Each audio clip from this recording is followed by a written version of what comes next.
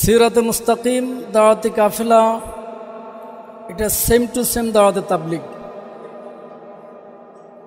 প্রচলিত কোনো প্রকার রাজনৈতিক সংগঠন নয়, এটা হলো দাওয়াতি সংগঠন। বলেন এটা কি সংগঠন? এটা দাওয়াতি সংগঠন, সেম টু সেম দাওয়াতে তাবলিগ। দাওয়াতে তাবলিগ তো শুধু মসজিদ ভিত্তিক কাজ, যেটা আমাদের আকাবের হজরত ইলিয়াস রহিমাহুল্লাহ তাআলা যিনি যে তরিকা দাওয়াতের তাবলিগের সিস্টেম, এটা মসজিদ ভিত্তিক। কিন্তু আমাদের এই দাওয়াতি সংগঠন সিরাতে মুস্তাকিম দাওয়াতে কাফেলা শুধু মসজিদ না, এটা মসজিদ, মাদ্রাসা, কওমি আলিয়া, স্কুল, কলেজ, মুসলিম উম্মাহ যেখানেই পথহারা সেইখানেই সিরাতে মুস্তাকিম। তা আল্লাহ তাআলা আমাদেরকে এই নবীওয়ালা কাজ, সাহাবাওয়ালা কাজ, তাবেঈন, তাবেঈন, আকাবের দিনদের কাজ, এটা সুন্দর আরেকটা রূপ ধারণ করে সিরাতে মুস্তাকিম এই নেসবতে আল্লাহ পাক আমাদেরকে ইখলাসের সহিত শুরু থেকে শেষ পর্যন্ত এবং তাকওয়ার সহিত কাজ করার, চলার তৌফিক দান করুক। এই সিরাতে মুস্তাকিম দাওয়াতে কাফেলা, যেটা আমরা আজকে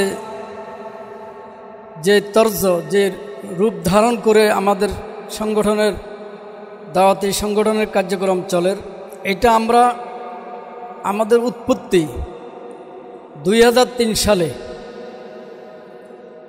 বাংলাদেশের নয়, এশিয়া মহাদেশের অন্যতম দ্বীনি প্রতিষ্ঠানগুলোর মধ্যে এবং বাংলাদেশের সর্বশ্রেষ্ঠ দ্বীনি প্রতিষ্ঠান ঐতিহ্যবাহী দারুল মুমিনুল ইসলাম হাটহাজারী মাদ্রাসায় 2003 সালে এই সিস্টেম সিরাতে মুস্তাকিম দাওয়াতে কাফেলা এটা গঠিত হয়। এবং এই সিরাতে মুস্তাকিম দাওয়াতে কাফেলা এটার সর্বপ্রথম প্রধান উপদেষ্টা আমাদের সকলের উস্তাদ, আমার শায়েখ আউয়াল আল্লামা আহমদ শফি রহমতুল্লাহ আলাইহি, এবং এটার নামকরণ করেন আমার শায়েখ, দ্বিতীয় শায়েখ, যার খেদমতে আমি হাটহাজারী মাদ্রাসায় 6 বছর পড়ালেখা করছিলাম।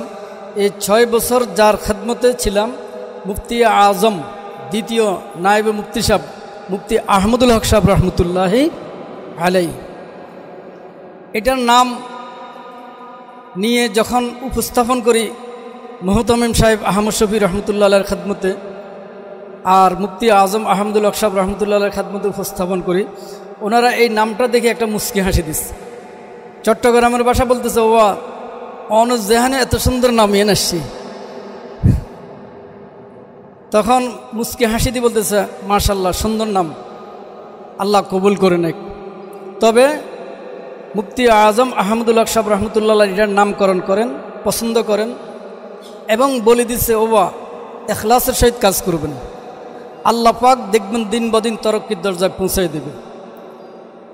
চেষ্টা করছি, আলহামদুলিল্লাহ। মাঝখানে একটু স্লো হয়েছিল, কিন্তু মুহতামিম সাহেব আল্লামা আহমদ শফি আমাদের উস্তাদ রহমতুল্লাহ আলাইহি ইন্তেকালের 4 বছর আগ থেকে আবার কার্যক্রম জোরালোভাবে শুরু।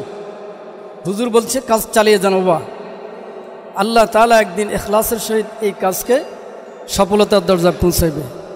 আমি ভাবতে পারি নাই আজ সারা বাংলাদেশে সিরাতে মুস্তাকিম দাওয়াতে কাফেলার কার্যক্রম চলতেছে, এবং আজকের এই সিরাতে মুস্তাকিম দাওয়াতে কাফেলার নবগঠিত কাউন্সিলের পরিচিতি সভা এবং ঈদ ও পুনর্মিলনী অনুষ্ঠান আজকে কুমিল্লার জমিনে কায়েম হচ্ছে। তো ইনশাআল্লাহ শুরু হয়ে গেছে আল্লাহ পাকের তেলাওয়াত, কোরআনে কারীমের তেলাওয়াতের মাধ্যমে, হাদিস হাদিসের মাধ্যমে মুআজ্জাজ উলামায়ে কেরাম কথা বলবে একের পর এক অল্প সময়ের ভিতরে। তো সিরাতে মুস্তাকিম কিও কেন, আমি কি আপনাদেরকে বুঝাইতে পারছি? এবং এইটার আমাদের উপদেষ্টাদের মধ্যে মুফতি ফজলুল হক আমিনী সাহেব রহমতুল্লাহ আলাইহি আছে, আমাদের বড় বড়, আমার মামা শ্বশুর, বড় মামা শাইখুল হাদিস আল্লামা আশরাফ আলী রহমতুল্লাহ আলাইহি উনি আছেন।